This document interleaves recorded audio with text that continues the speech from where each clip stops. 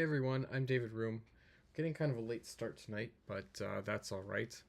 I am going to be working on some game development stuff relating to the menu system of my game and potentially get into some mesh processing and 3D modeling stuff as well.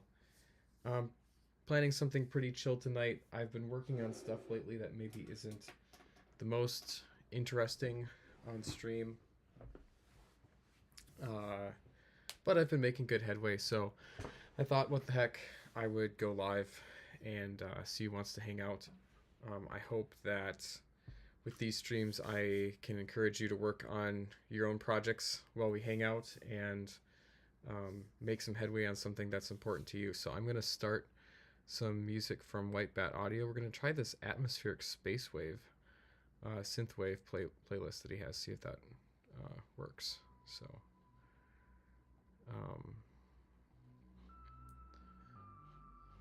let's see here.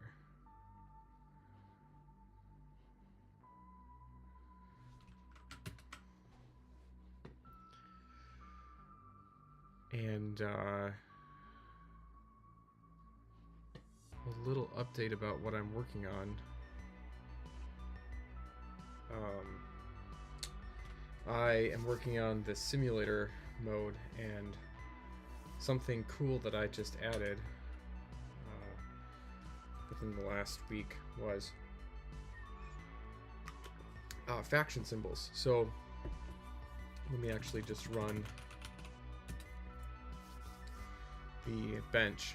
So I have this set of tools, right, for low poly modeling. I have some tools also for, well, a lot of the 3D tools are working with 2D shapes, and I built this set of low poly digits for some 3D printing applications, and I realized, hey, I could actually use some of these to start making faction symbols. These aren't final, some of them are really simple, but it's a start. And I also added these to the little simulation mode. And actually, let me just, as long as I'm working on my bigger monitor here, let me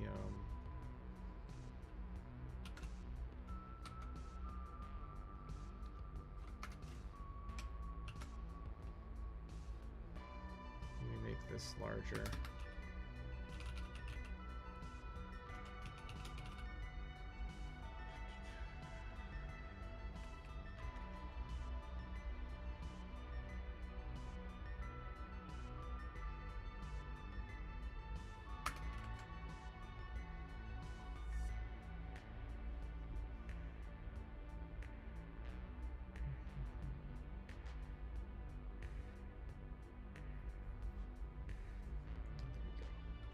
This is already,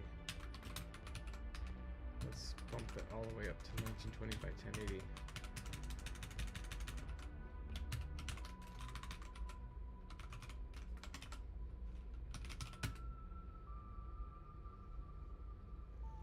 So we have a nice big screen. So I've got my simulator mode here. We can choose different ships for kind of an and stuff for kind of an instant action mode, potentially different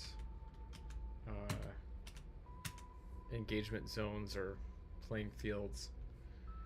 And now when we choose, we can choose different factions and see a symbol, and eventually I'm going to attach these to the ships as well. So this, these little things like this really breathes a lot of life into the game. I always kind of put off doing them, and then I'm really happy when I do.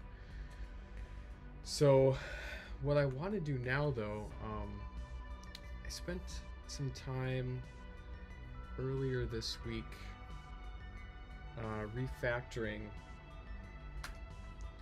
refactoring how the camera movement works. So I had this kind of custom code for manipulating the camera inside the carrier mode or the menu system. and I fixed that so it just uses the same sort of task system that everything else uses. And what I'd like to do now is I'd like to take advantage of it by adding some additional camera angles. So potentially kind of like move the camera around and get some different views inside the simulation room. Let's see if I broke it. Hopefully I didn't. So like here in your quarters, when you go to look at, oh yeah, let's see here. Yeah. Okay. In your quarters, when you move into look at your messages, you kind of zoom into the computer, and I'd like to do something like that for the simulation room. So Doug Wise says, I know you actually did it a while ago, but putting it together with the menus, etc., really stands out that the simulator room has a very lived-in look. Unusual for low poly, looks great.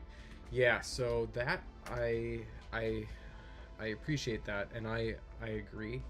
I think some of it is that I'm getting a lot better at this kind of stuff, and I did somewhat more planning for the simulation room and made a lot more little pieces and interesting stuff, like the cables on the floor were a really big thing that I think helps it look a lot better.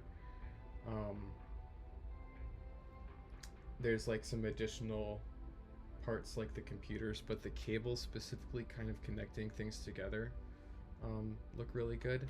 And now that I've kind of figured out how to do some of these things, over the next couple months I'd like to take some of that stuff back. Like ideally we'd have a similar kind of situation here where we have some cables and more like computers and junk and different things. So there's a lot coming here in terms of more detail. Another good place is going to be the cargo hold. There's going to be a lot of additional detail down here with the movers library and lab that he's setting up. So it's just kind of getting started here. So yeah, so if we look here, a lot of the kind of like configuration of this stuff is done in code.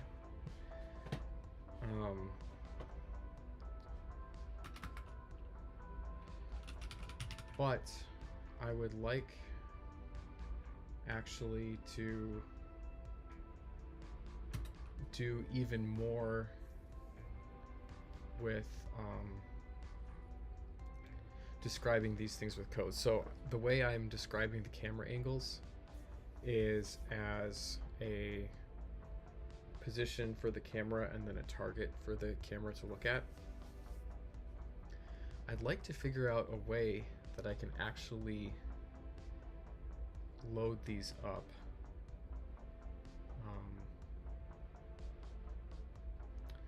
Can actually load these up from either from a data file or configure them like when I'm designing one of these rooms and be able to visualize them and then print them out, rather than the current process of positioning things around in Blender. But actually, before I try to do that, let's make sure that we can do the current process. I know I did this on stream last time.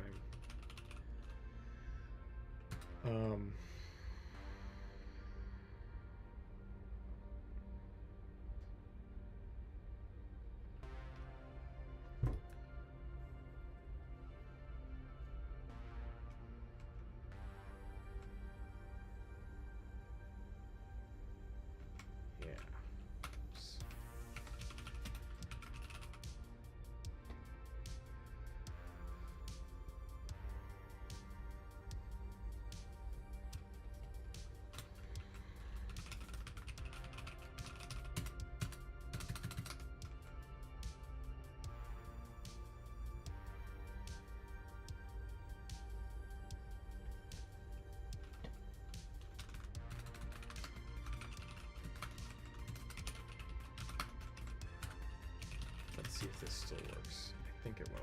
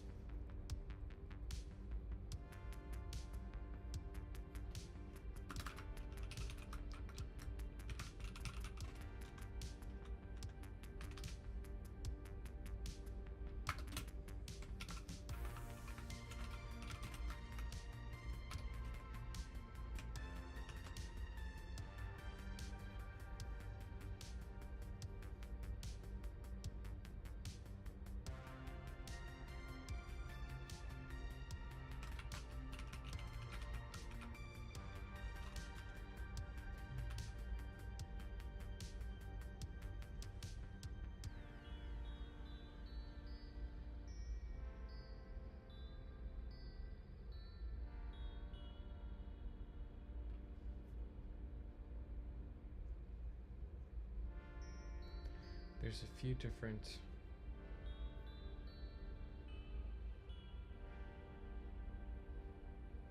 artifacts here that aren't loading. And I'm not sure why that is.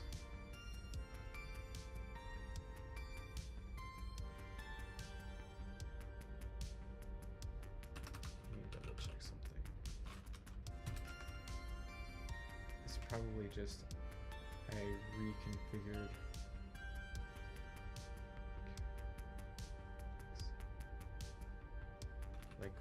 Like what goes where, and I wonder, I might actually be able to get away without doing this saving.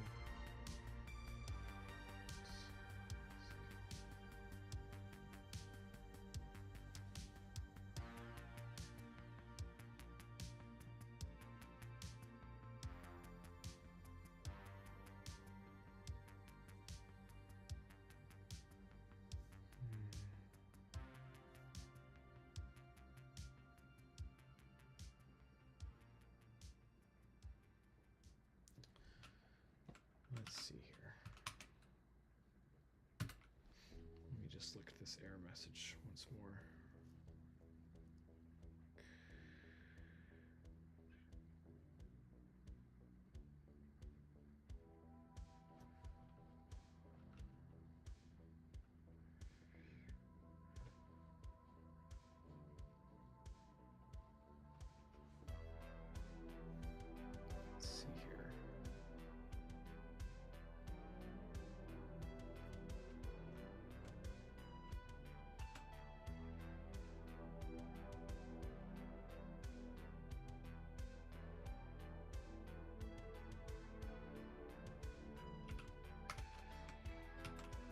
Probably debug what's going on here.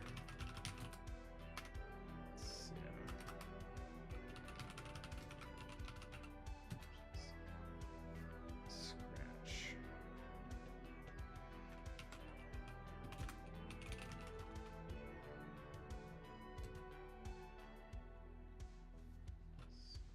Just open something up here. Oh, I wonder.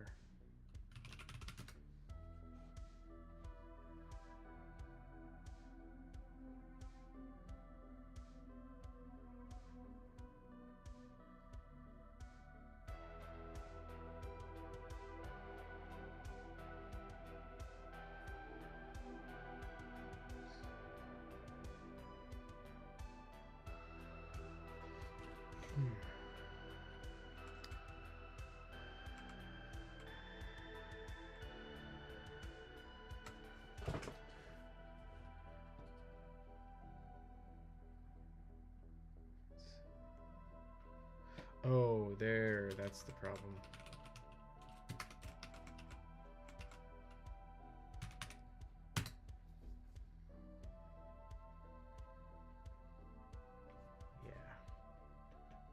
Okay. And we've got the wrong ship now because we have a test ship in here. Let's see here. This is kind of outdated.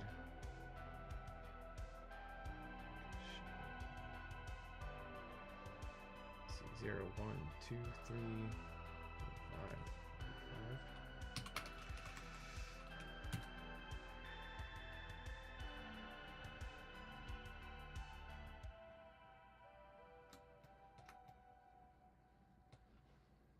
Let's see. Yeah. Okay. Cool. So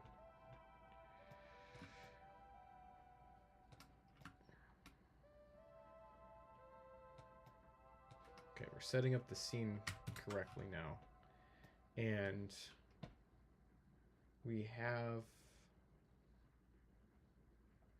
a camera that I believe, yeah, is parented to this thing. So if we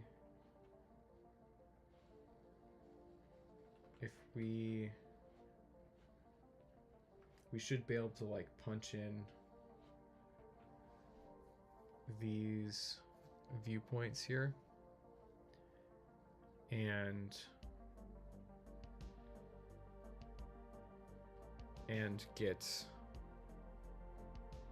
the views from the game. So let's test it out. So if we put in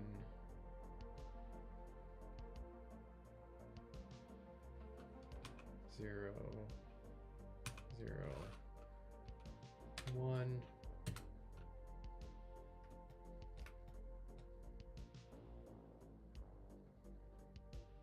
and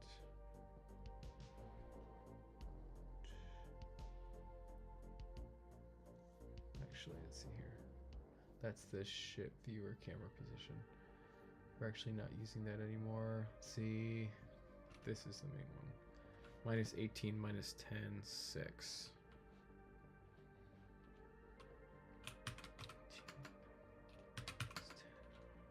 6. And 12, 0, 0 for the cam target.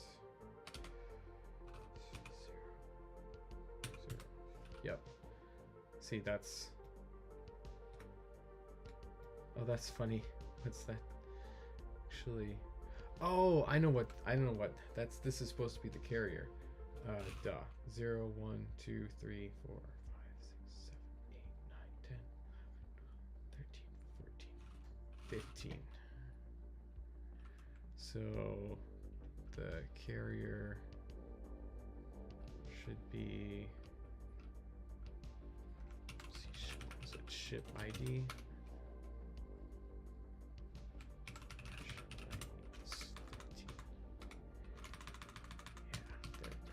Okay. Yeah, I was like, why is that? Okay, but the point here is not that we can do this manually. We want to do it automatically. Let me just test one more. I'm going to test the simulation camera position just to make sure that that is still holding here. So that is going to be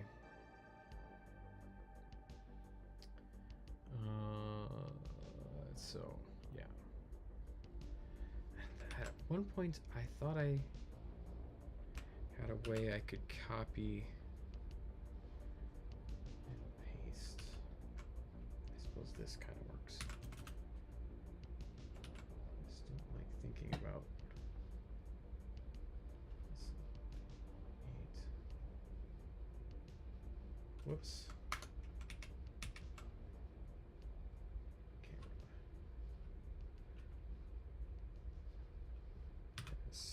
7.5, 10,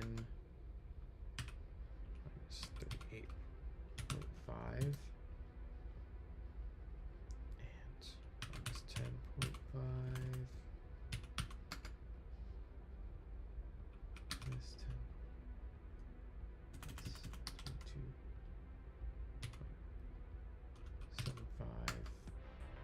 Whoops. I am totally in the wrong place here. Minus 10.5. 2.75. And minus 40.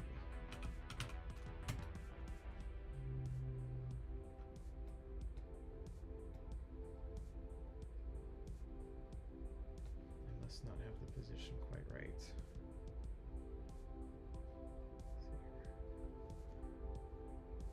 Minus 10.5. Minus 7.5. 10. Minus 38.5. That's really interesting that that didn't work. Maybe.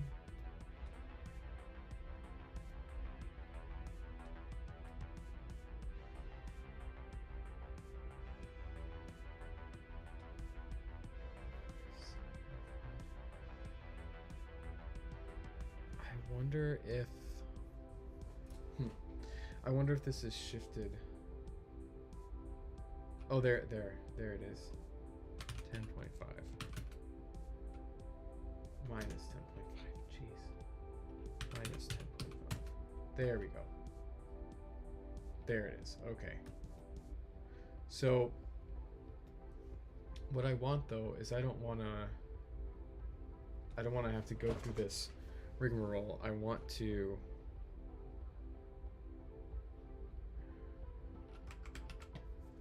and maybe I already did this. Did I already come up with a way of doing this?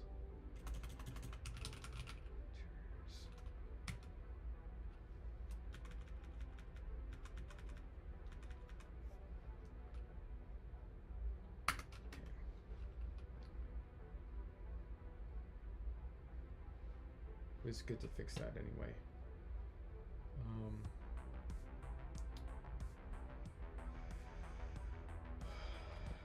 Okay, so let's go to our simulator here.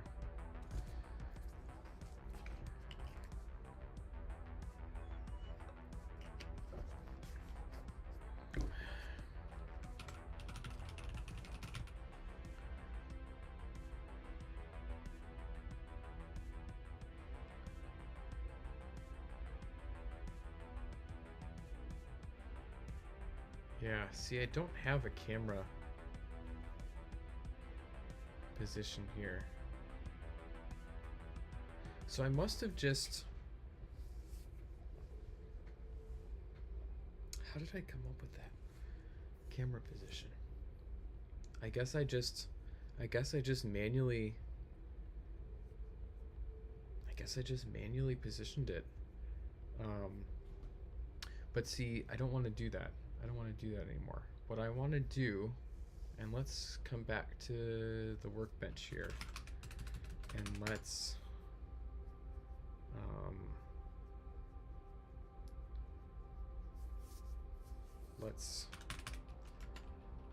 build the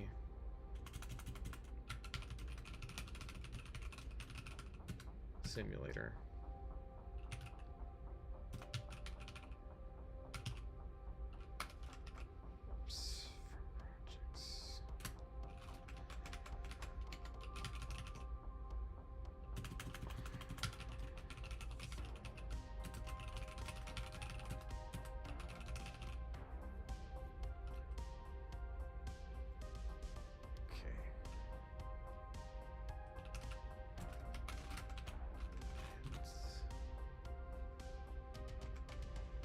This guy is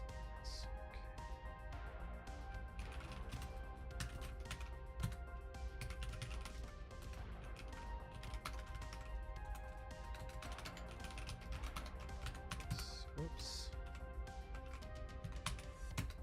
This should run really quick. And then what I want to do is I want to have a camera position and camera target in here that I can set.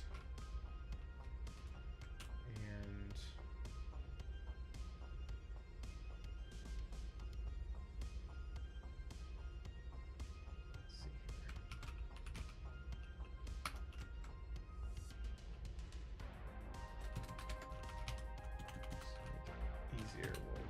get rid of the ceiling.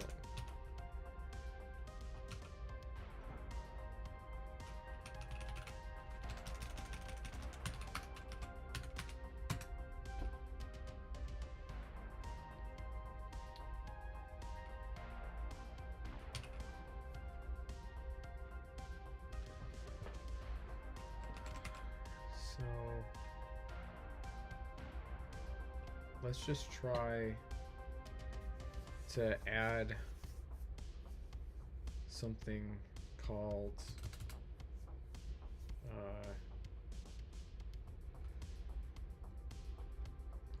let's see here. Make a small sphere. What's this? That's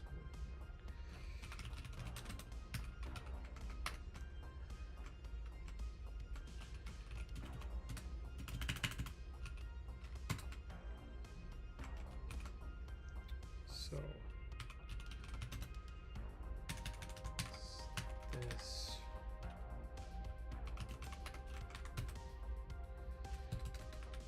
now, so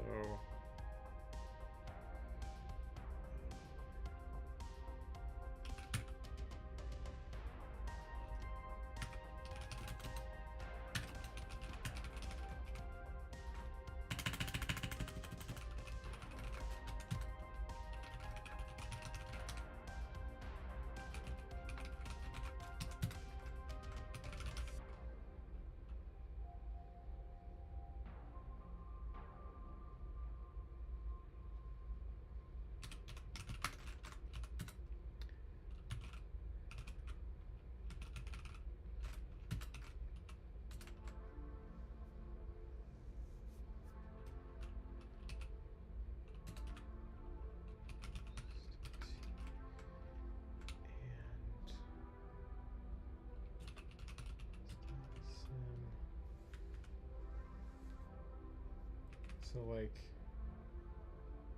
this should put it in the door.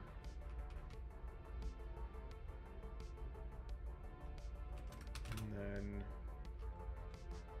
actually let's just make a eye height constant for now. Just see.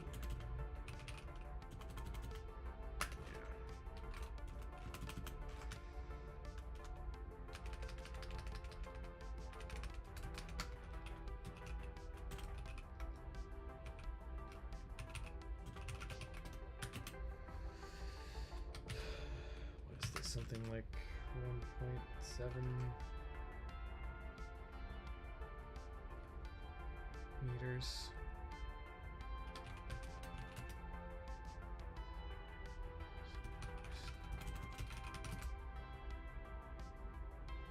Yeah, 5.5 feet.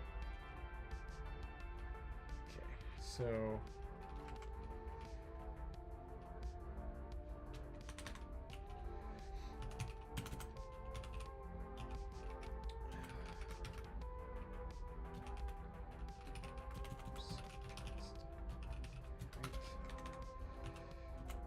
and so that takes care of the camera position, and then the cam target is going to be apart also, and the model also be a sphere small, and we'll actually scale this one by half, so we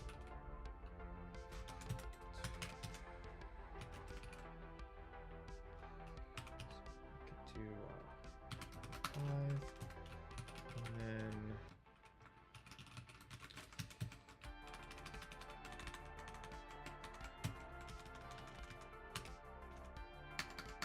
this will just be, actually just for now, it'll just be the center of the room to be an easy test, plus the eye height.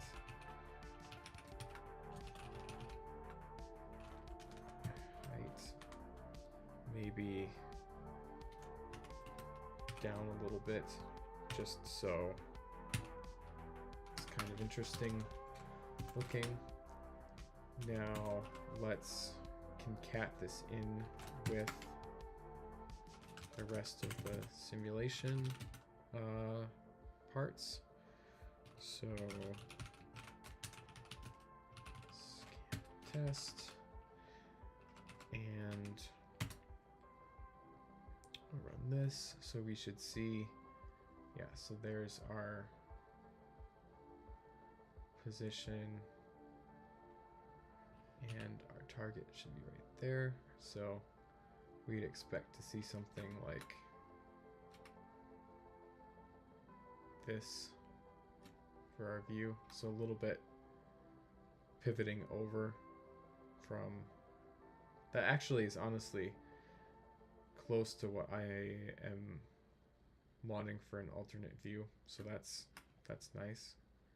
And then I'd like another view here too. So like when you start the simulator, you kind of like the camera kind of swivels over into the janky simulator setup, because there's some interesting stuff to look at in there. So we'll do that next once, if we can get this going, because we could even have like different names for these different, actually, and why don't we just do that now? So we'll do and actually we could even nest these. So we could do cam A is a part sim, and then we have cam pause A and cam target A, where parent is cam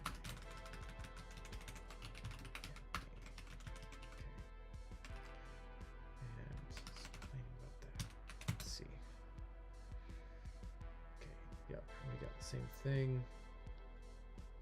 Actually, just for kicks and giggles, let's get that second one set up right away, just in case the second part of this completely fails. So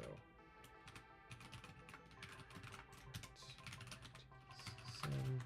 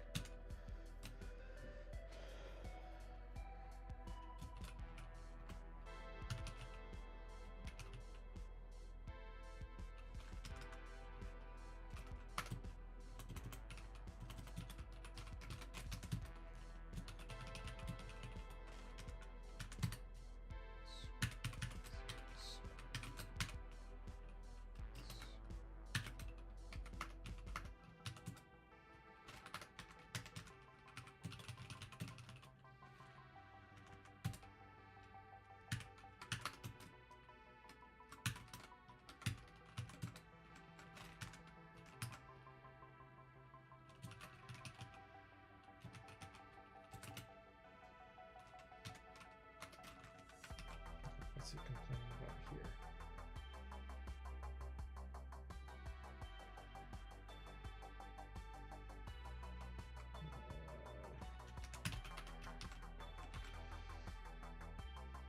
Okay.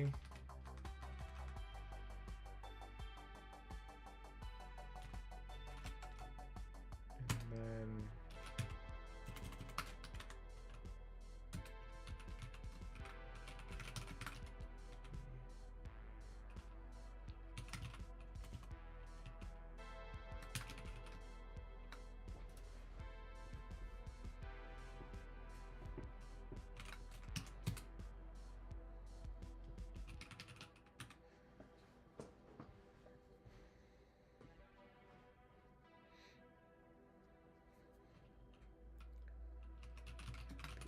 we can actually position this in the same spot that the simulator hardware is. But for now, we'll just do something different, just so we've got a couple different ones to test. Smaller and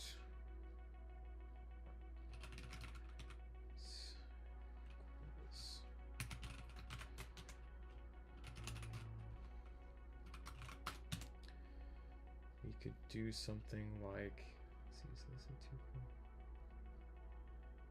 Yeah. This has got to be divided by 2. We could just do something like -1, actually minus.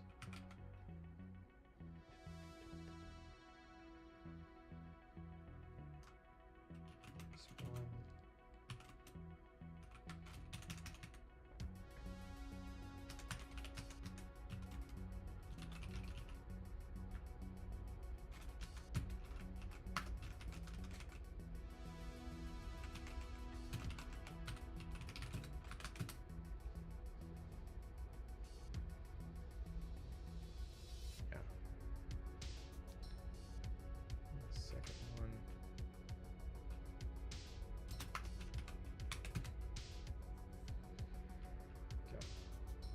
Pair here, and then we've got another pair here. So like this one would look something like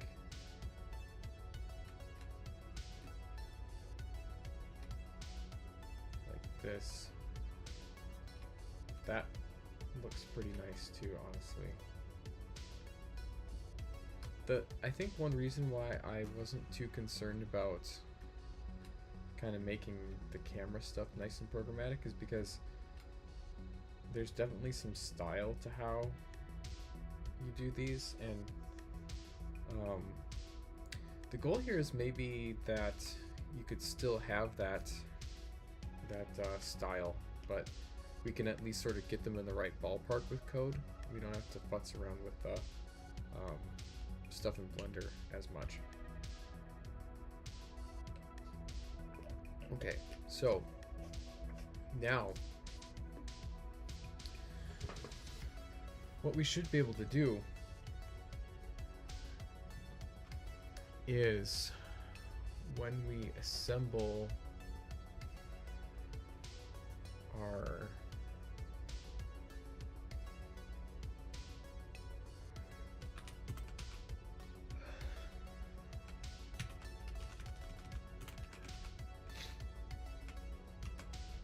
interior test, which should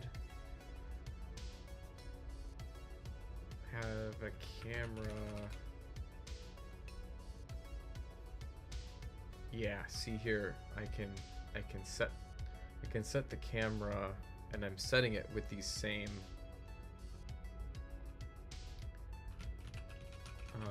things here.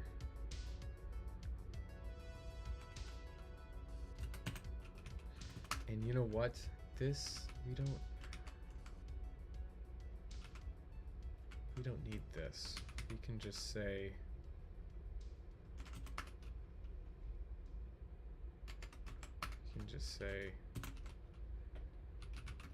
pause simulator.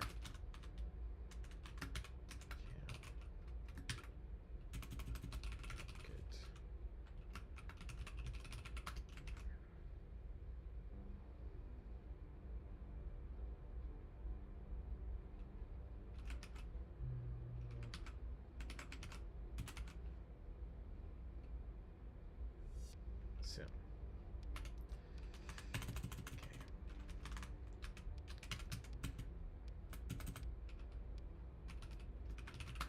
But the thing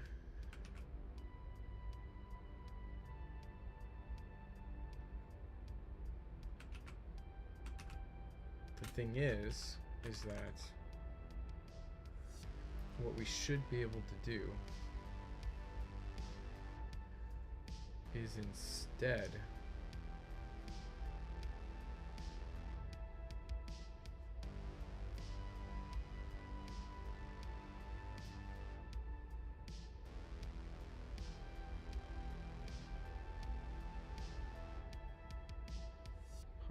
yeah, we should be able to extract the global position of the camera of interest here.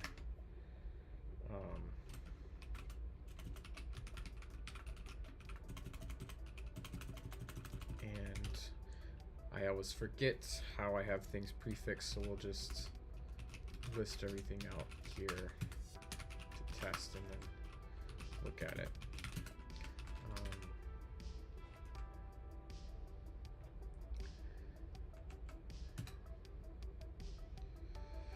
Okay, so it's going to be like something like a sim prefix on this. So like sim cam target A. Yeah. And what we can do here as well is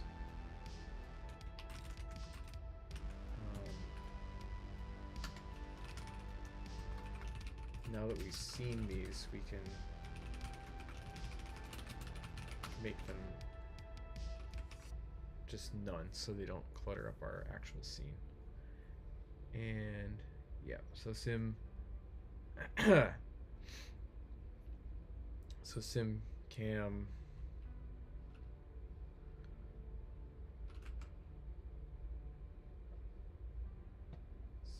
A.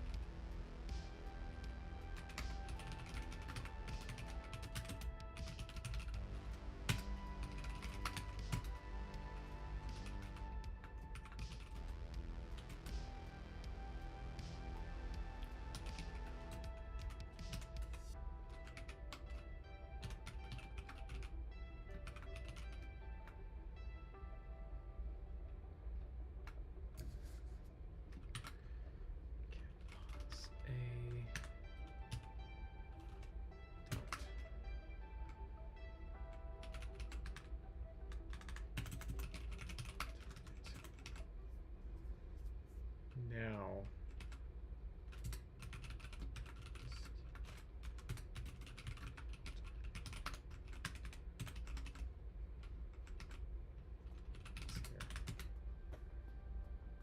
yep.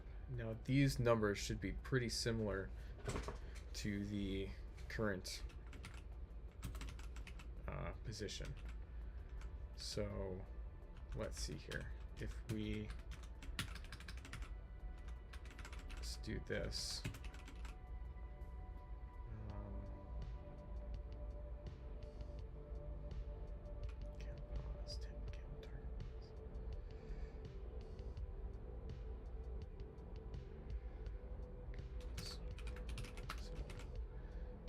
Print out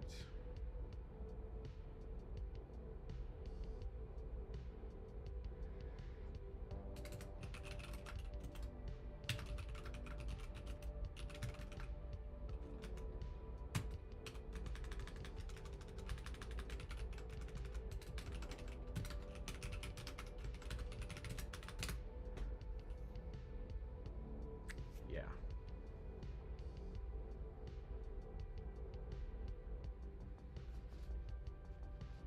It's like within a meter, and we could even actually extrapolate these to come up with mapping, because it's just a translation. There's no rotations here. But if we do this now,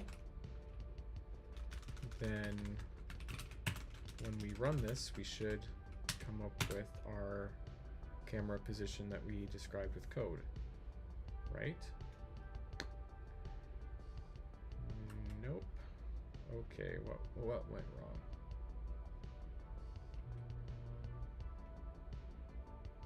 Oof.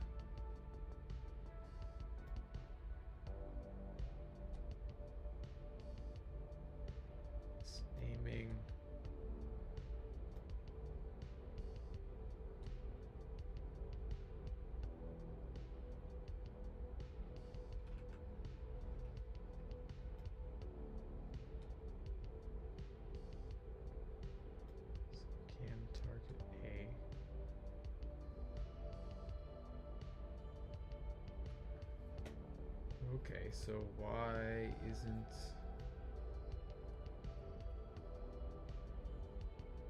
my camera pointing at the target? Track 2, cam target.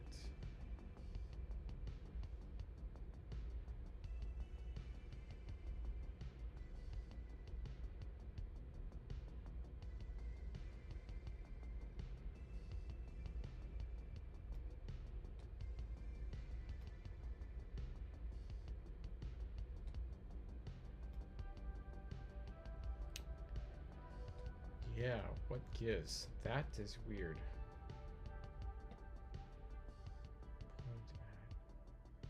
Oh. I never actually set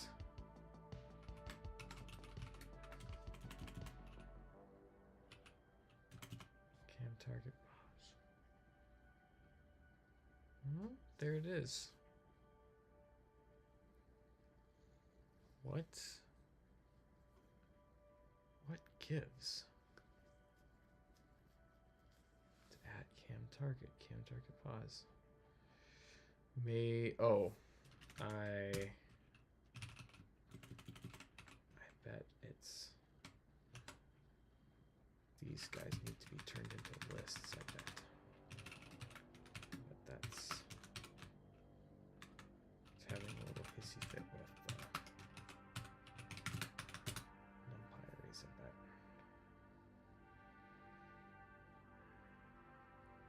No? Okay, this is odd. We're really close to having what I pictured working. And what is going on? Because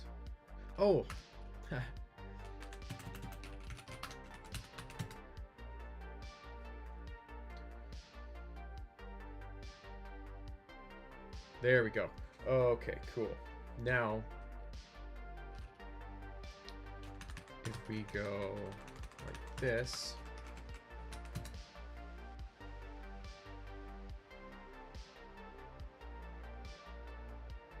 yeah, okay.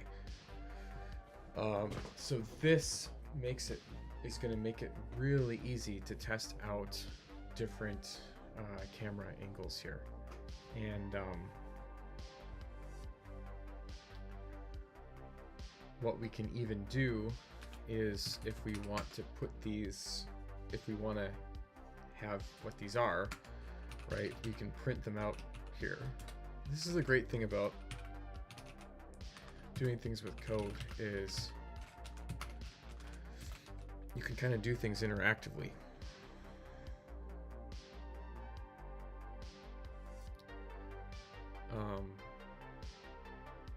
So I can print this out, and then I can just wait.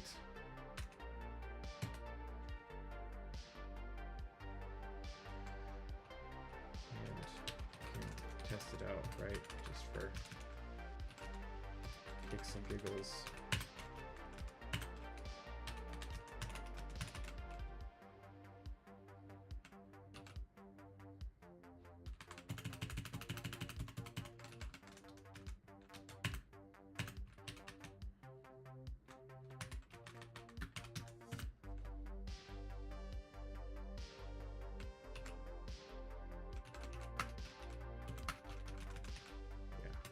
And, you know, I don't think we need to go any farther than this in terms of automating this, because I do still want to kind of tweak these by hand, but look at that. Oh, beautiful. Oh, this is great. This is really going to make this easier to test.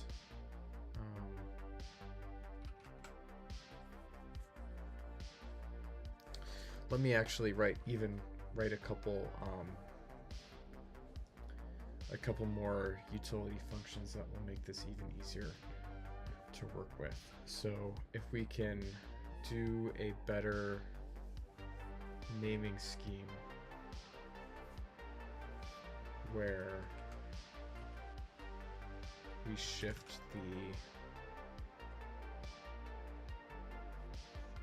reshift the prefixes around, it'll make it easier to extract this. So, and it'll actually make it really clear what's going on. So, let's say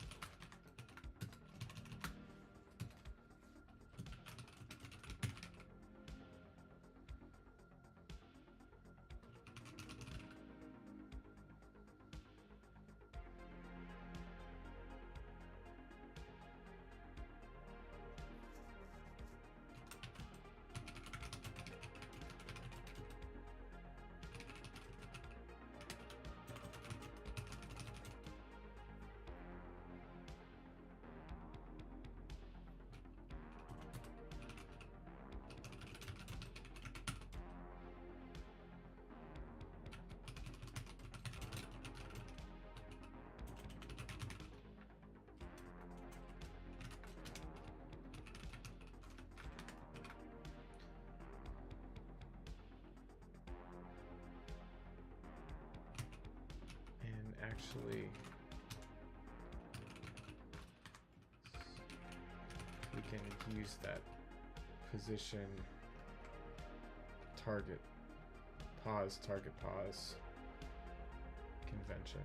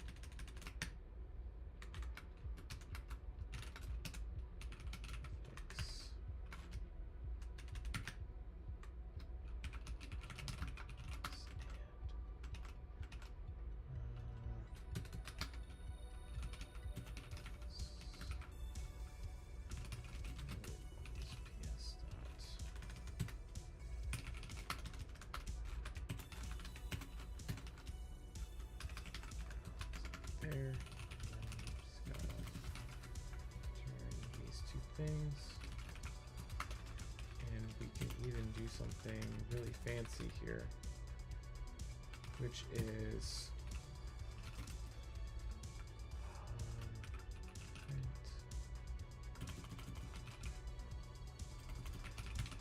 camera, which we can print these out.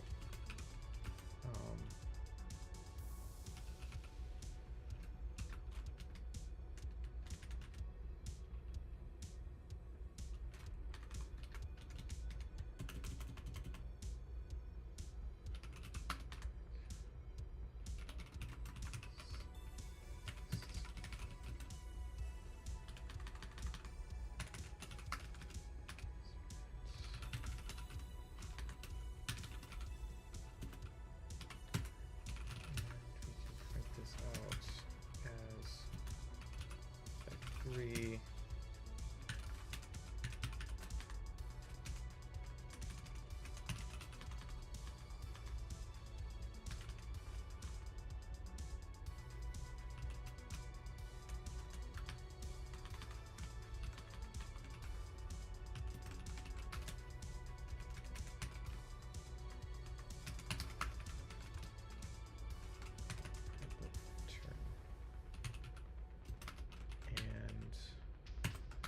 Then this will take all of the formatting out of iterating on camera positions.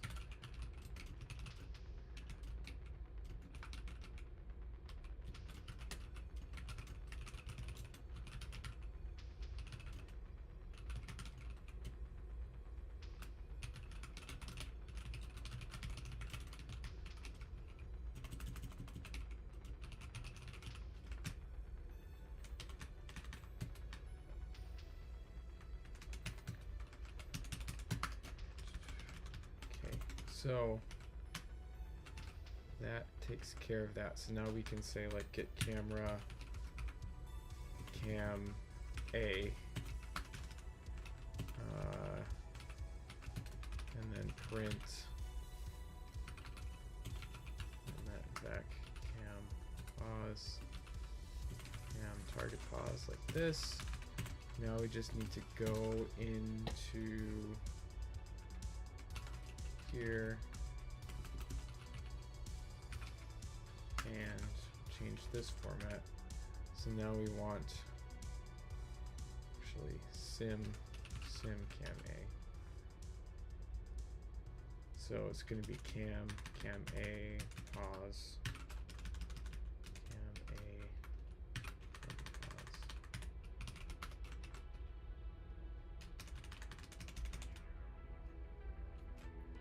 Cam B pause.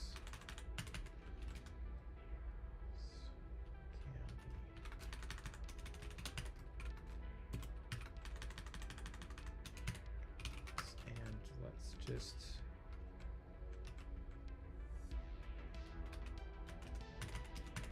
check this just to make sure this is still doing what we expect.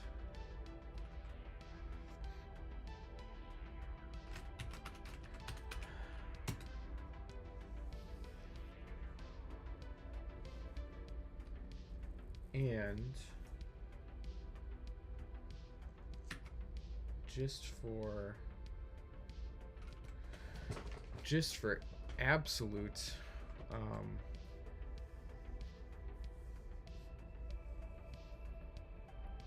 kicks and giggles,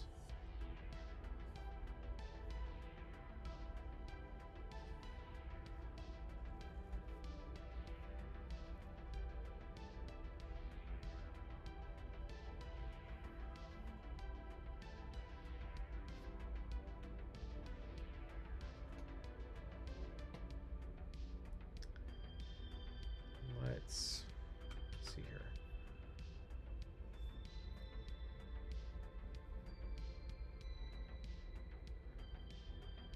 The simulator offset is going to be sim.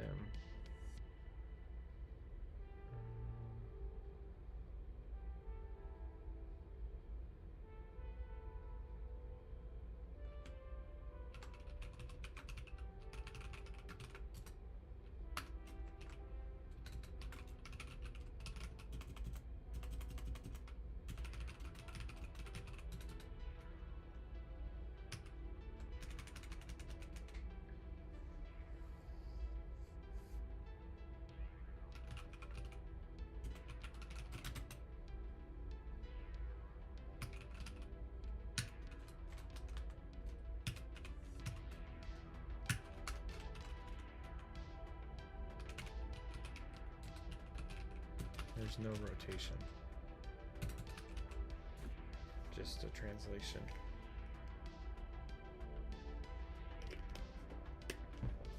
And let's get 2 format backs here.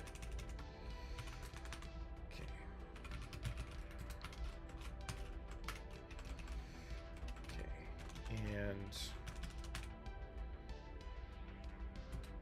so this is like cam A position.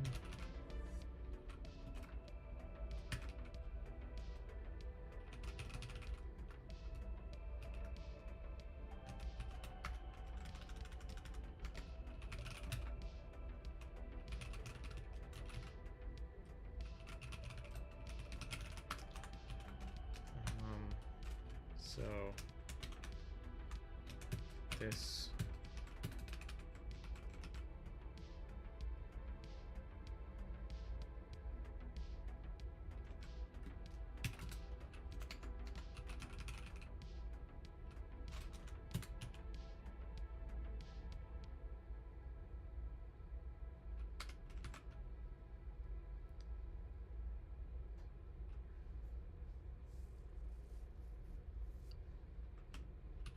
do a little round trip here.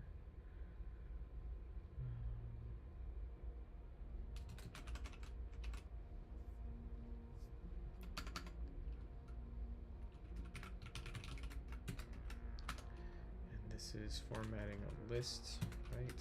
So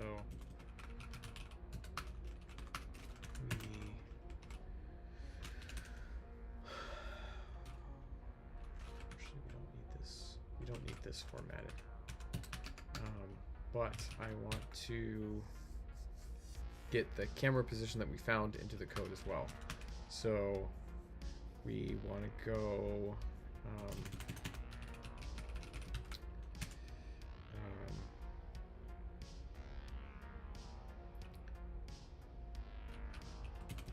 array list of carrier info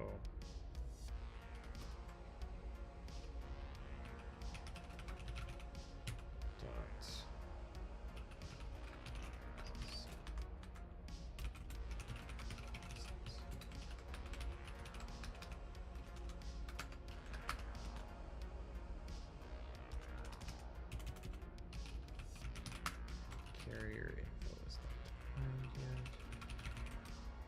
Let's bring this up.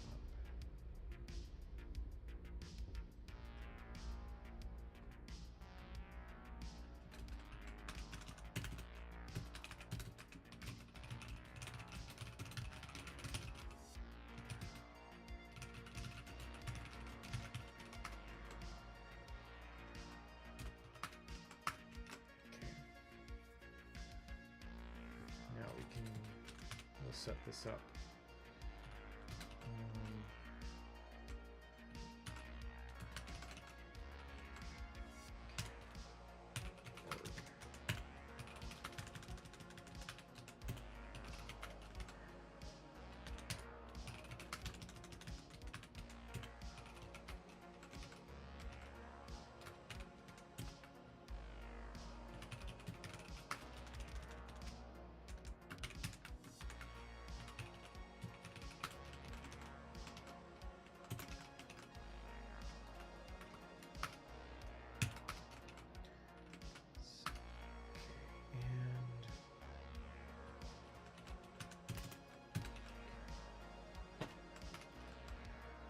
All right, we are pretty close to done with what I want to do with this camera stuff here. So let's see here.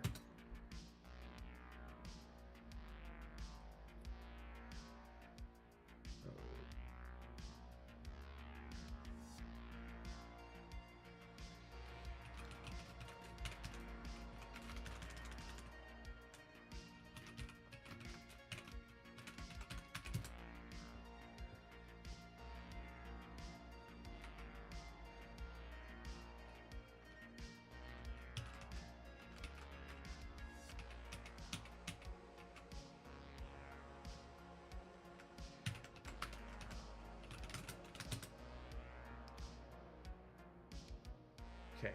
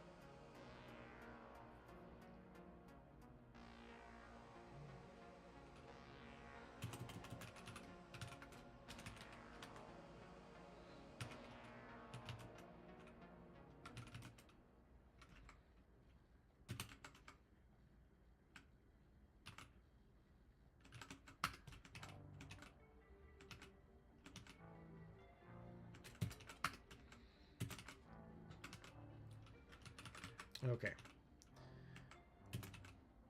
So now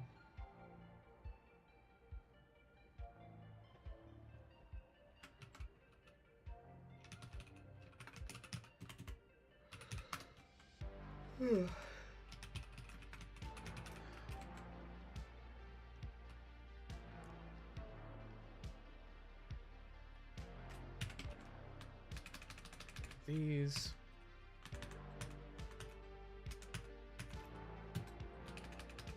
And let's see here. Yeah. Okay, so now let's try this. So we should now be able to very quickly iterate between 3 different test camera positions here in Blender. So this was our cam A position.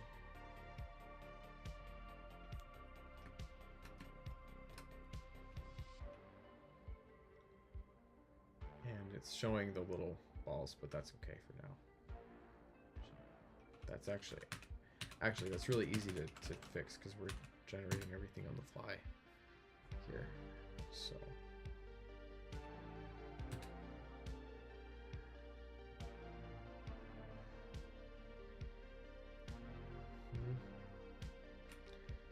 okay, so that's cam A, go B.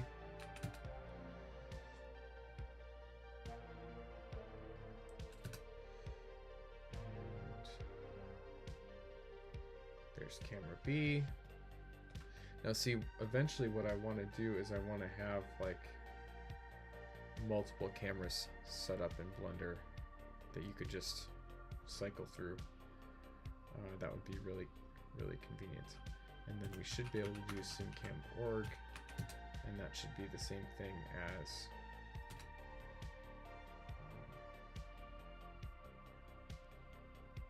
yeah.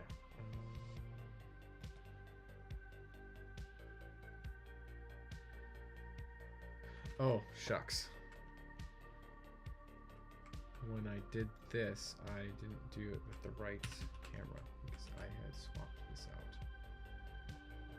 Let's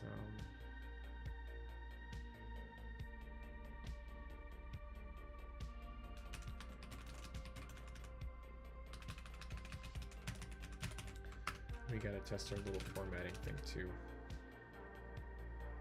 So, yeah. And I didn't remember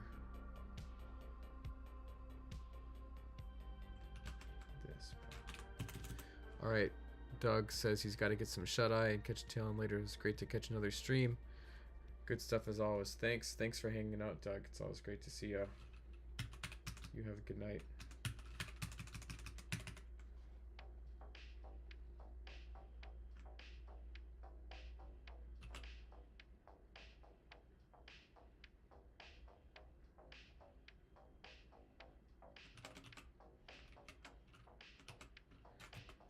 That's interesting. The original camera is actually looking at the ground.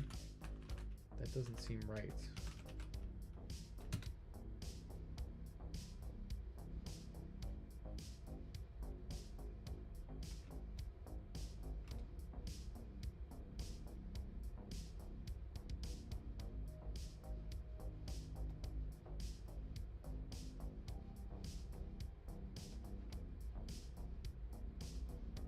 Hmm.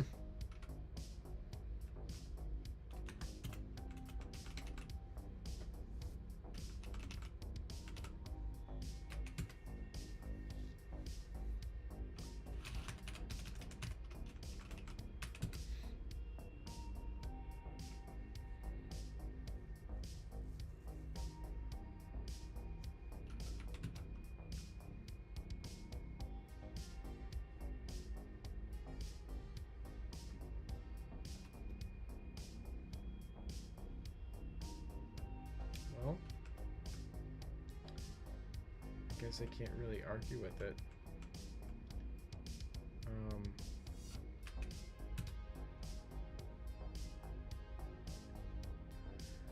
Let's see here. 7.5, 10. It's 38.5. 2.7. Yeah, that's it. Okay. Now actually just gonna rearrange a little bit of code here so we're ready to go.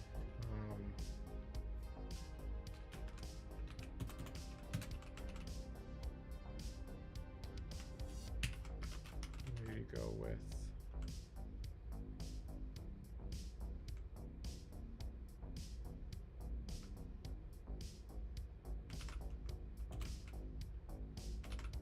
get these from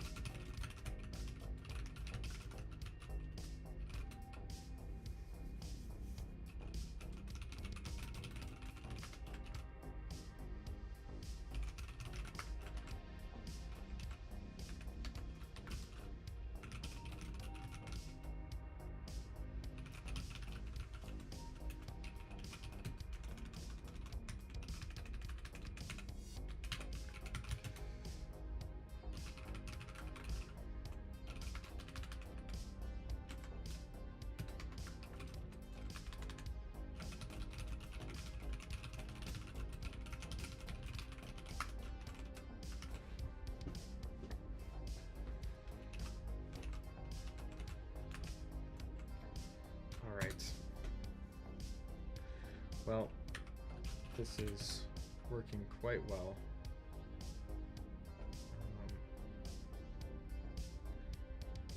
That's really interesting. Is that actually true? That the camera target here is in the floor?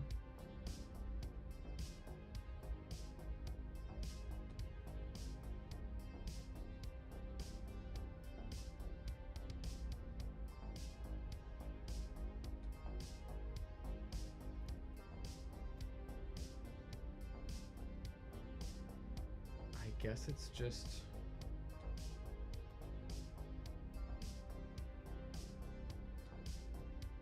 it's far enough away that the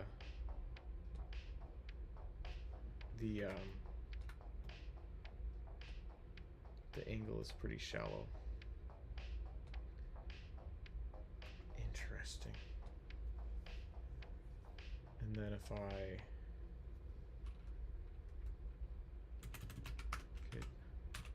could try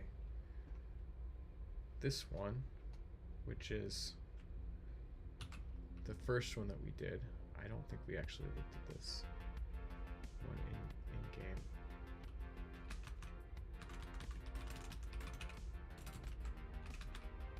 This makes it really easy.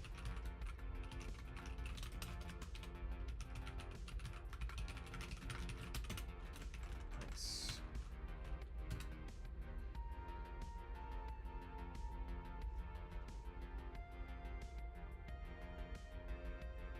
Yep. Now if we run the game now, we should. Whoop.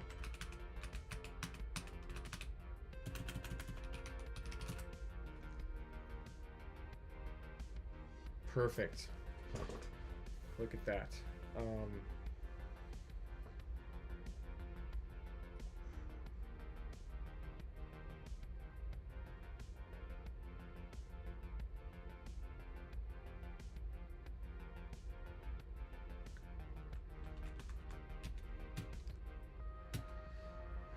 And see, I could move between these when I choose different things, right? Like if I when I choose the engagement zone, I could move over to that one. When I choose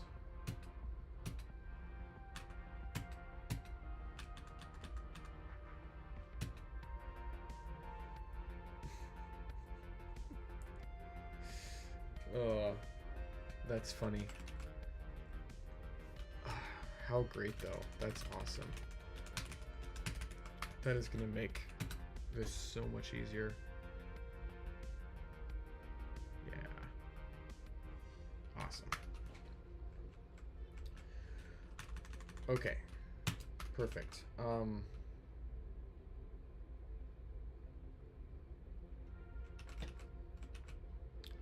Let's just I'm not ready to go to bed yet. So, let's do a little bit more.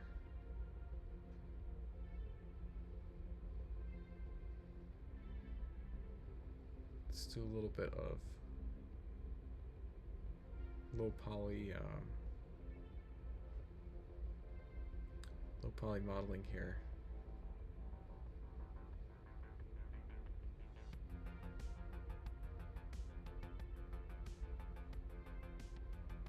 And then we'll be done. I want to try doing one more faction symbol. And then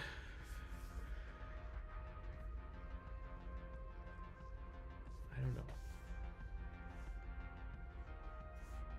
Let me just look at something quick. As long as we've almost got this.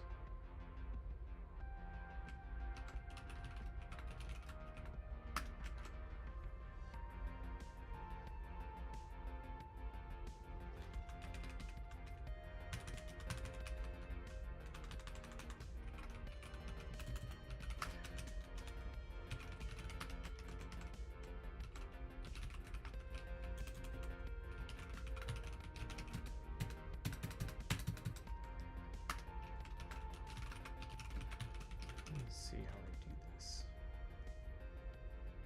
Okay, see, I actually have a separate mode. But see, there's no reason for this to need to be a mode thing. Right? I could just call... Whoops. I should be able to just call that... Let's just try this. How hard can it be? And I'm going to do one thing here. I'm going to... Oh yeah, I don't need to do this because this is actually separate mode here.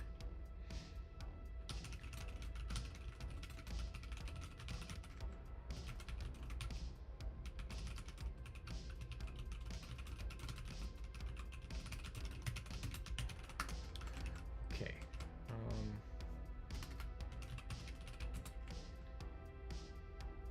See, what I want to do is when I'm choosing the engagement zone,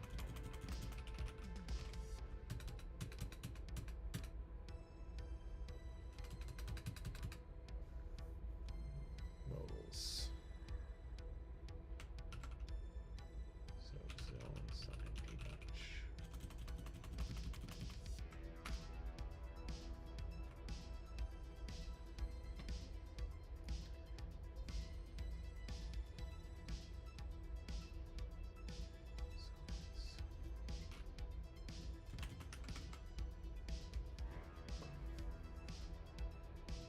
Handle modal here.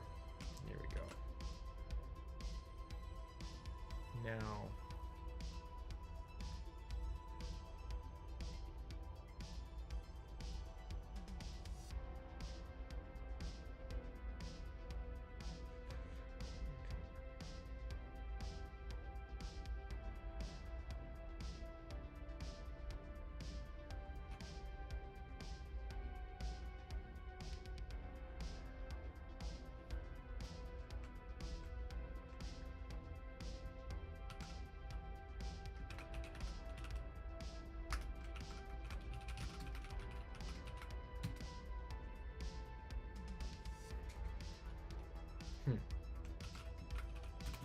This is, I wrote this code like a couple months ago when I was on paternity leave, and I have like no recollection of how it works.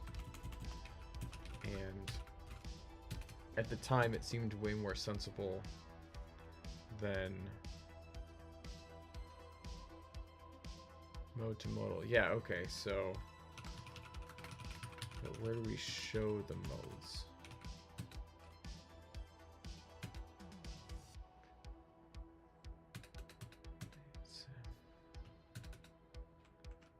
Okay, yeah, so here's where we activate the modal.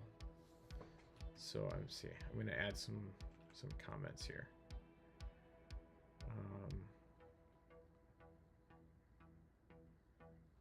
Name to mode else. Yeah, so here show the modal.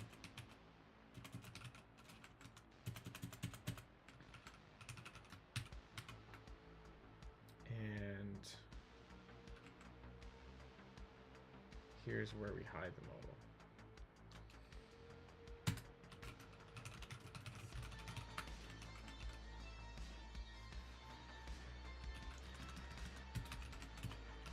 Show.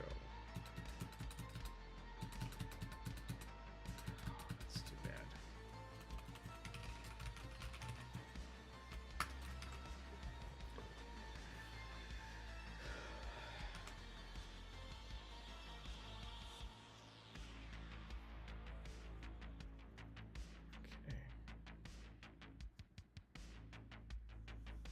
So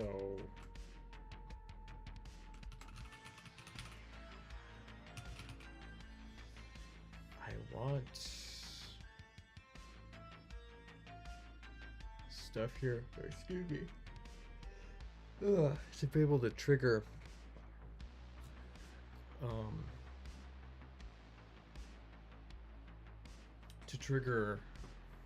modals, like when a modal pops up to make something move, make the camera move. But I don't have access to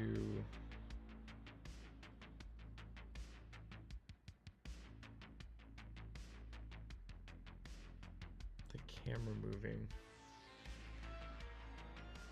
I think the easiest way is just going to be to pass it in. There's probably some reason why this is a bad idea, but whatever.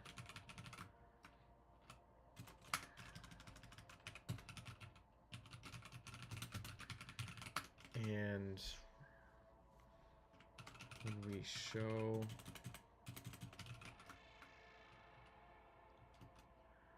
the modal,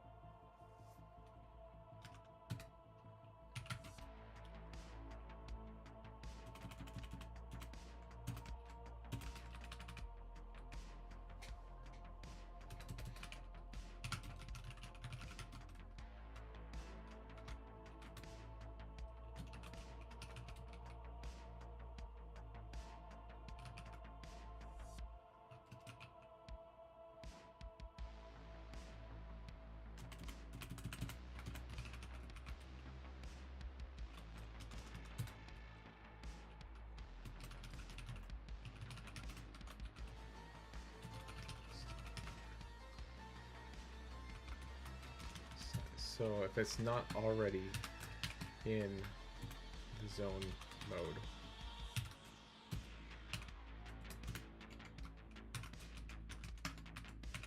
and if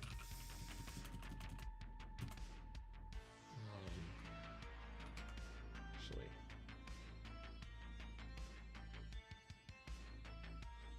let's see here, we'll say mode new is this, new, and if mode new is one of those, zone select or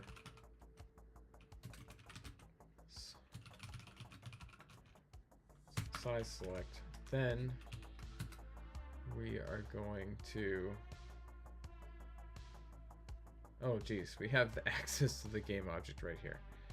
All right, that's fine. Sim.carrier.move carrier cam.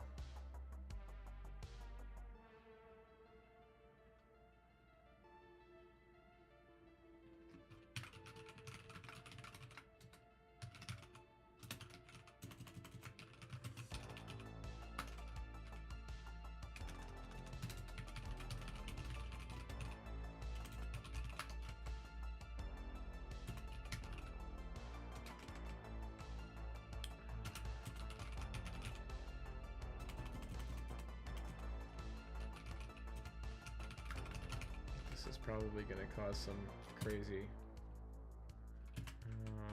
Actually,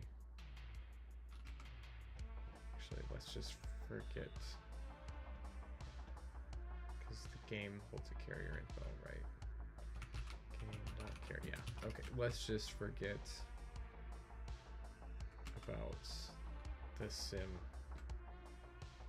having a carrier. We can deal with that later if we need to.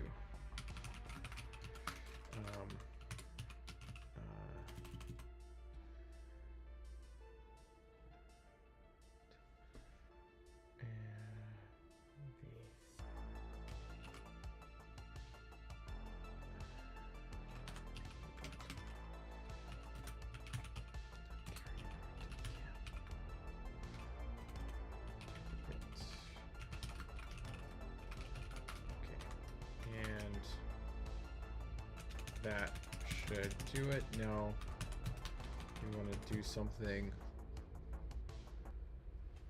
Whoops.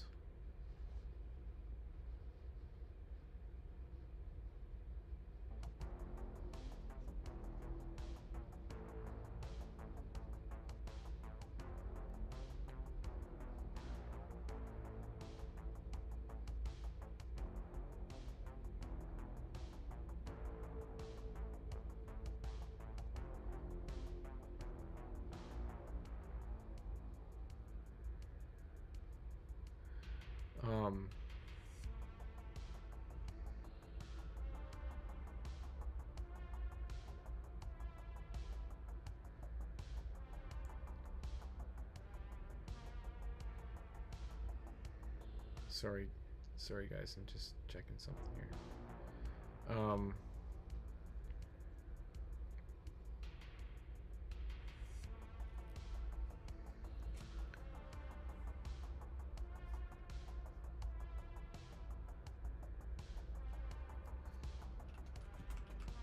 Okay.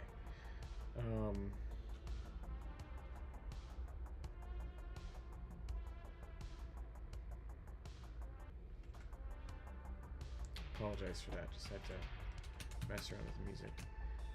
Now we want to do something like the opposite of this.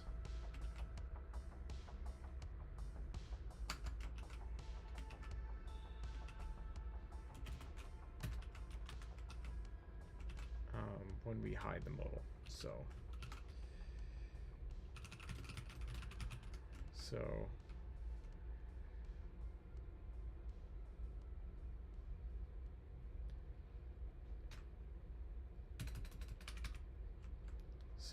if the mode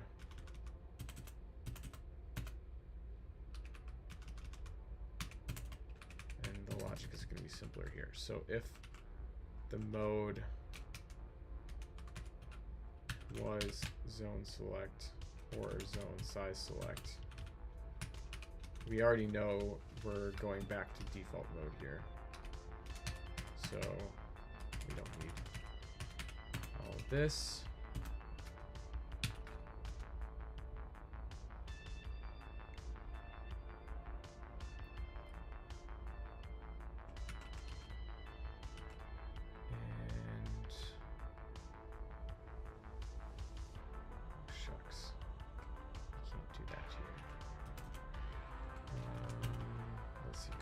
memory handling.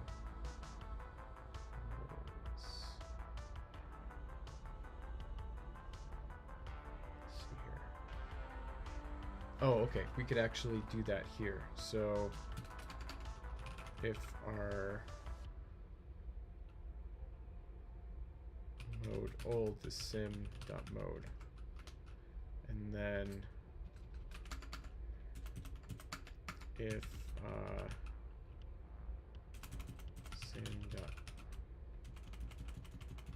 yeah, so if we can say if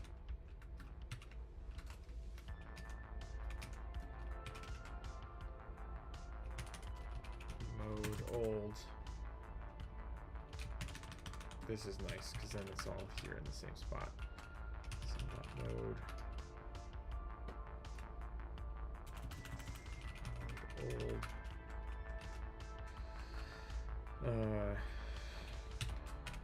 So if the old mode was one of these, and now sim.mode equals mode default, and then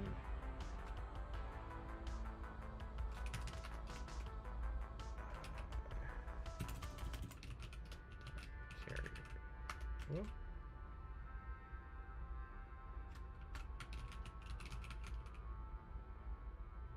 Ooh, does the game not hold a carrier?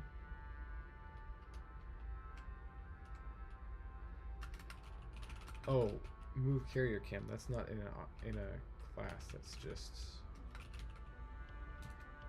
just a function. That's we're good there. Okay. So yeah, it's just this.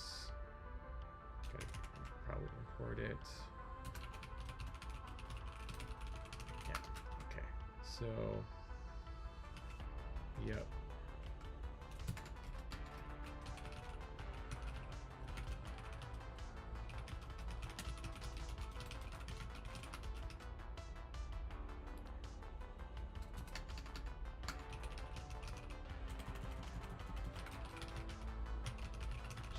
Into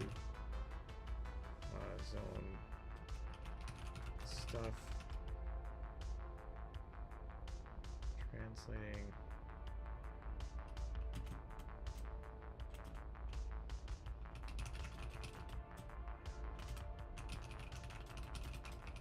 and actually, just to be extra safe, let's, instead of saying sim mode equals mode default, we'll just say, yeah, if it's one of these and the new one isn't mode zone select and sim dot mode is not equal to zone size select. See there, and then that should be kind of the mirror of this. So if the current mode isn't one of these and the mode new is one of those,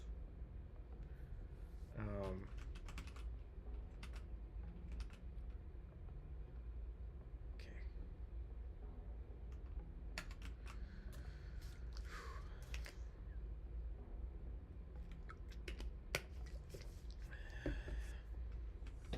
Then we're going to move back to the normal sim camera.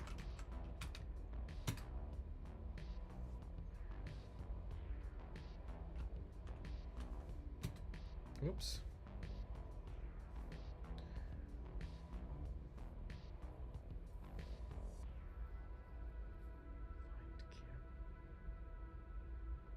Oh. Whoops. Grams.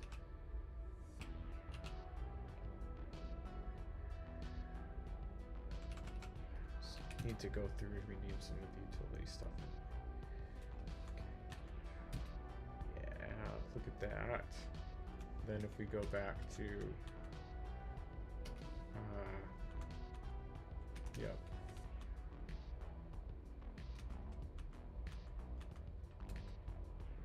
Perfect. Look at that. And that's nice because it's not. I don't have to have a completely separate mode. It's just handled within the logic of the simulator. Um,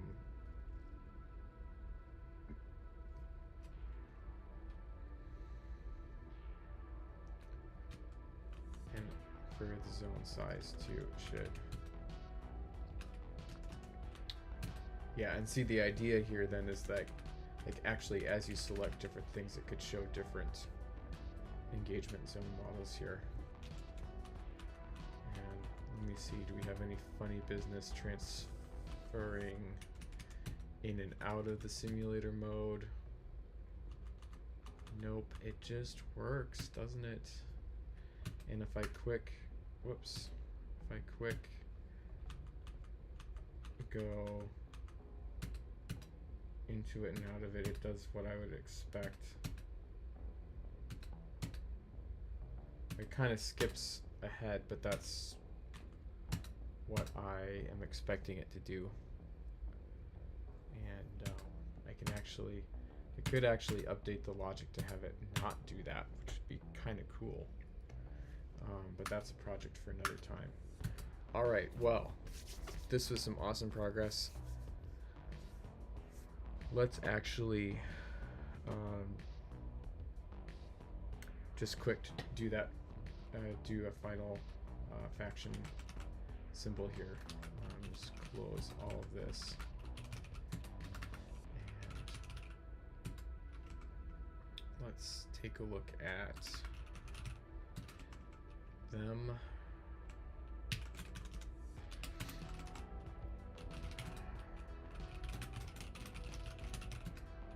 So we'll do the Alice faction symbol, which is going to be a lot like the Junior branch one. So we can actually just copy this and Alice.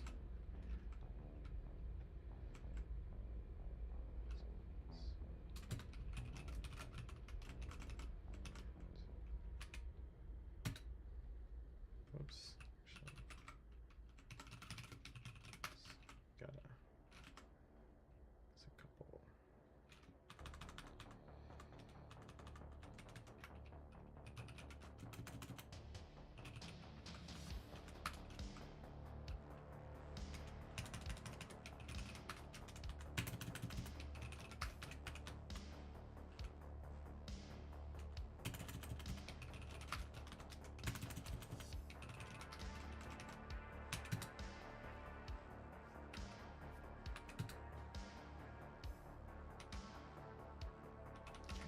So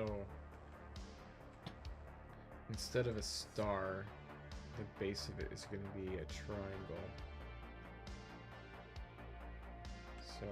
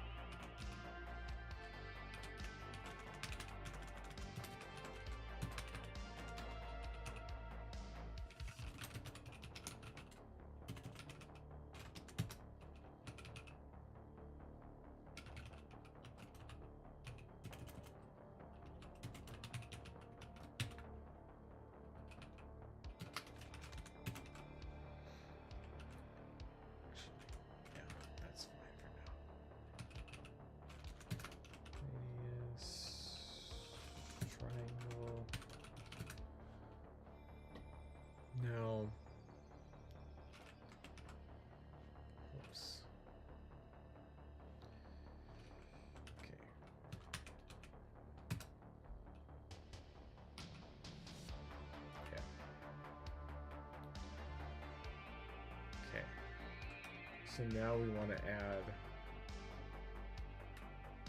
some additional symbols, and actually one thing here is that Alice is going to have just a Roman numeral 1.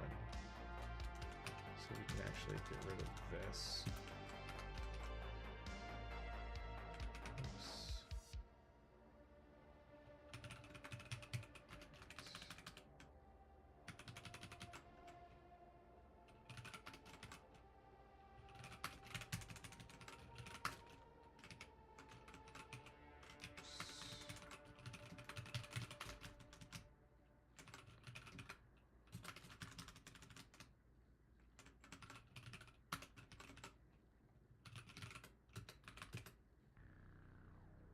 Oops. Oops.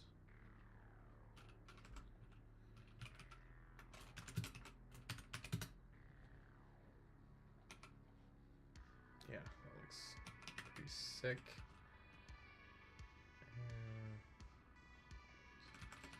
Now,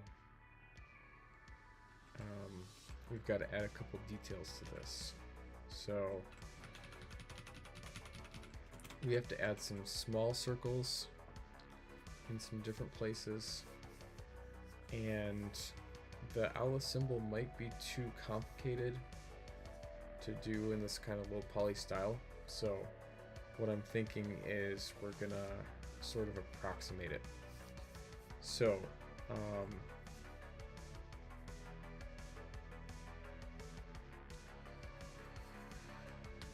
first of all, we need to find a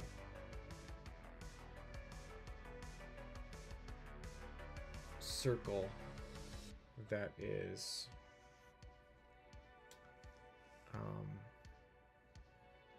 like tangent to this, or this circle that the triangle is tangent to. It needs to be not exactly tangent though, it needs to be a little smaller. So we're gonna eyeball it for now. We're gonna call this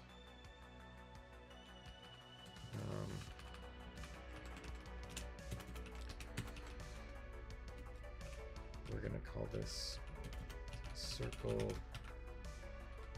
and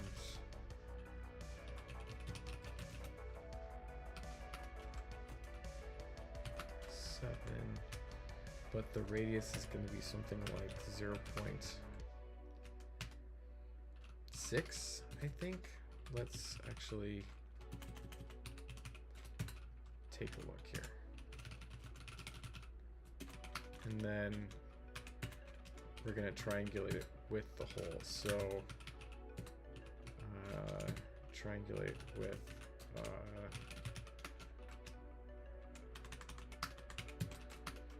this. Let's see. No, that's too big. And we might have to go bigger. I hate to go too much bigger, but we could do 9.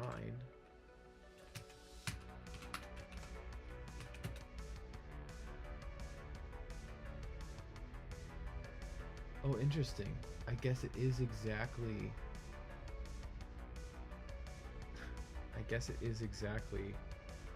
half. I forgot that that was... Is that actually true? Yeah, that's funny. Okay. So something like...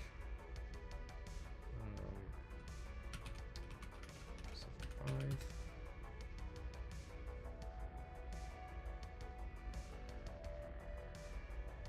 Yeah, this will work. And then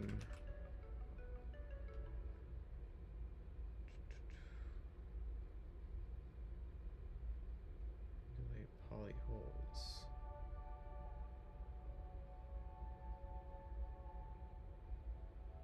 Wait a second. How did this work? Oh yeah, this brings back a new set of points.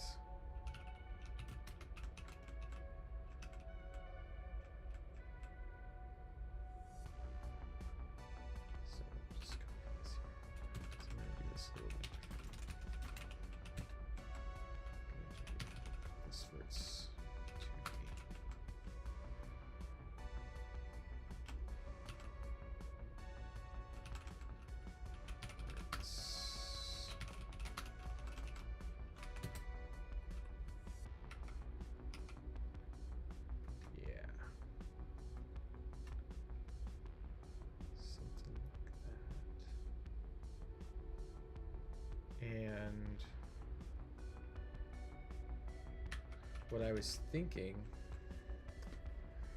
is, could I do a difference?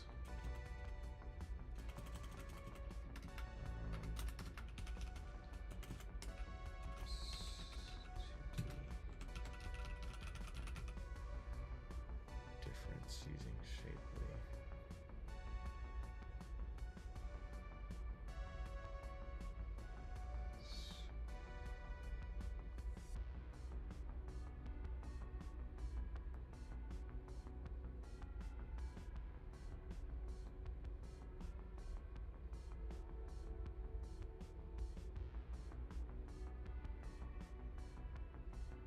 Yeah, but I need to have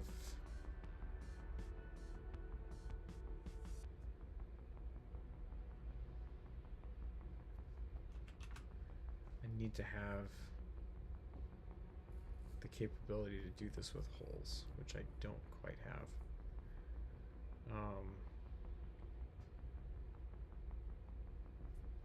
It's convex hole. Okay, I do have union. I could do without holes. Let's do that for now. So,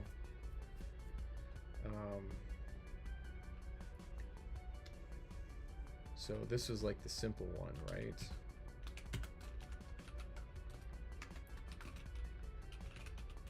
So just a triangle, just a triangle. So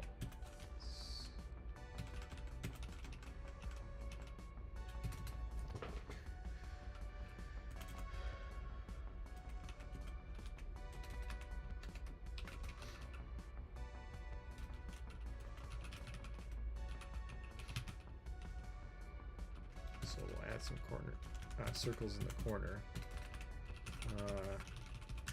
and then we'll do the hole around the outside. So small circle with radius 0.1.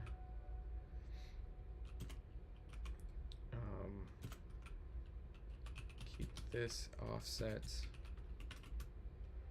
and we'll do, I hate to do 9 subs, but I think we're gonna have to. And then repeat this around the points that we already have.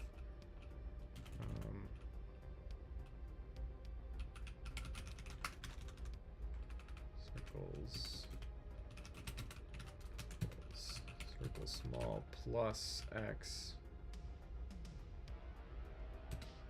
right, for x in points. And if we plot our loops with points and circles, it's this one. Yeah.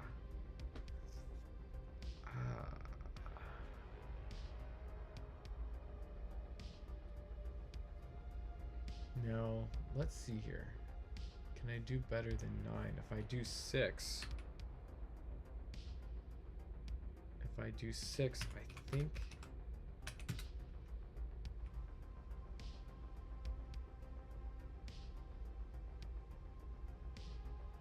yeah, if I do 6 and I don't do this, yeah, that works. Okay, so that gives us kind of close to optimal low poly placement, and I think these guys could actually be a touch bigger, so we'll make them like this. Yeah, okay, that's looking pretty good. And then we'll do another circle in the center too, but we'll start here. So we'll do this, and then we can call this, yeah. So So now we're going to say points is mu.difference 2D of points and circles, and then we'll check it again. So loop 2D points. Let's see if that's what we expect. Oh, not difference. Union 2D. Yep, there we go. Perfect. And let's see here.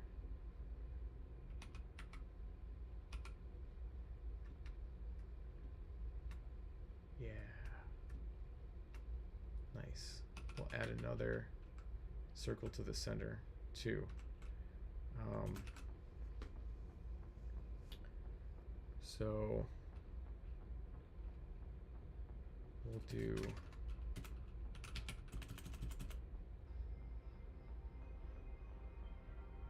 we'll triangulate this outer part, right? And then circle small center equals actually we can just do verts 2D and faces again. Verts 2D and faces is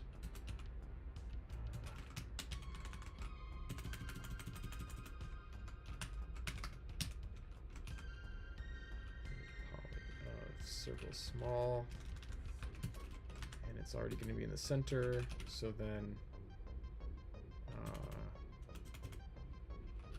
circle small center equals a mash out of, and actually you can do this here too, like this.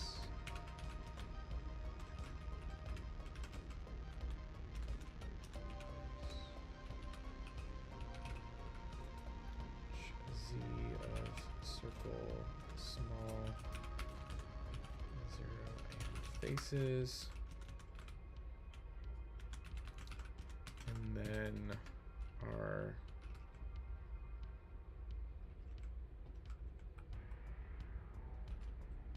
triangle equals cat triangle and circle small center. See if this looks like what we want to. Yeah. All right. Let's generate it up. And then we can look at it in the simulator.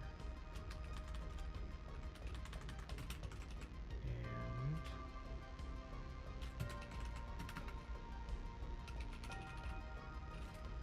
so here. Let's actually order these nicely.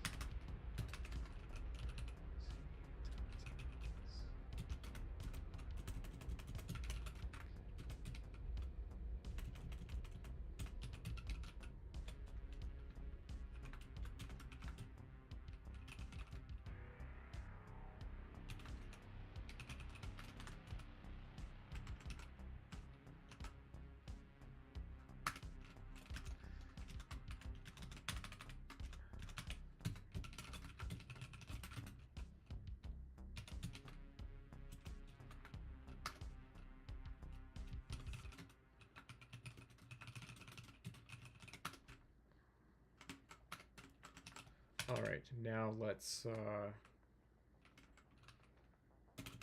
see.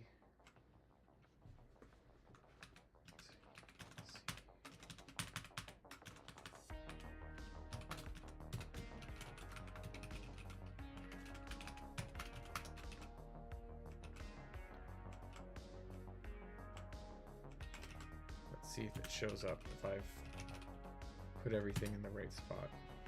Oh.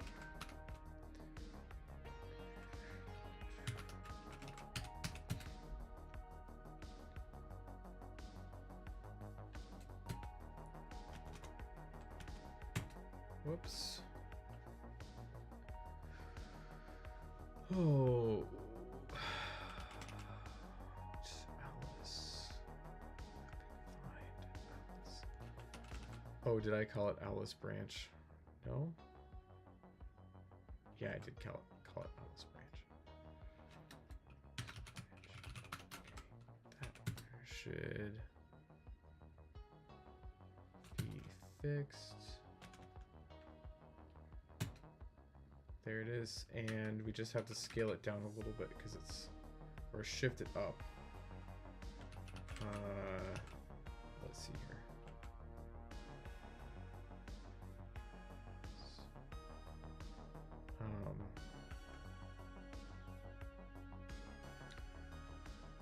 Let's see here. We want this to be like 0.1. And let's just see if that works.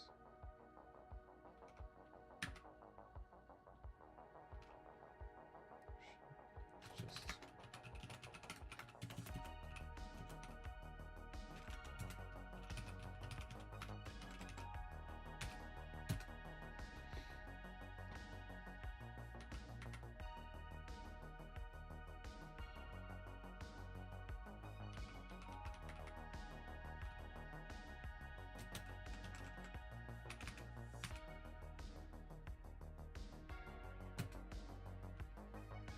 and I need to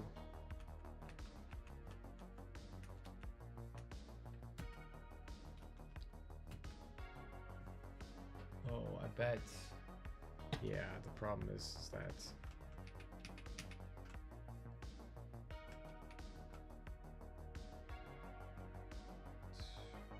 let's get, we don't want this. We want this to be the same, and then we want the, yeah, we want to just increase the fudge here.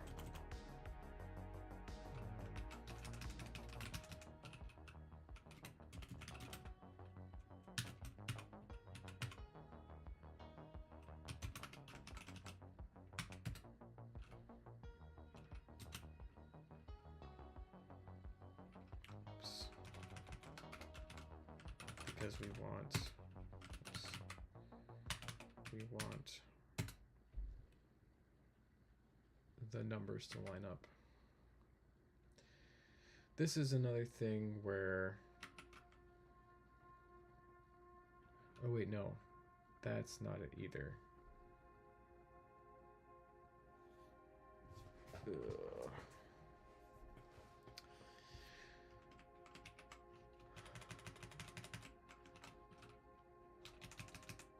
All right, I'm pretty close to done with this for tonight. I just want to get something a little bit more workable here, and this isn't going to be perfect, but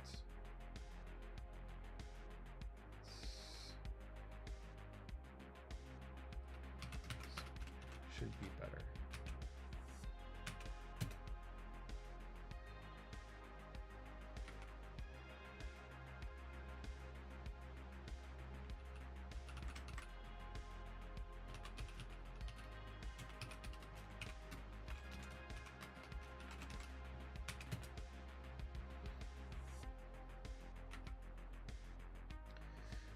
I'll come back to this and do something more mathematically sound later, but I think for these cases it doesn't really hurt to fudge things because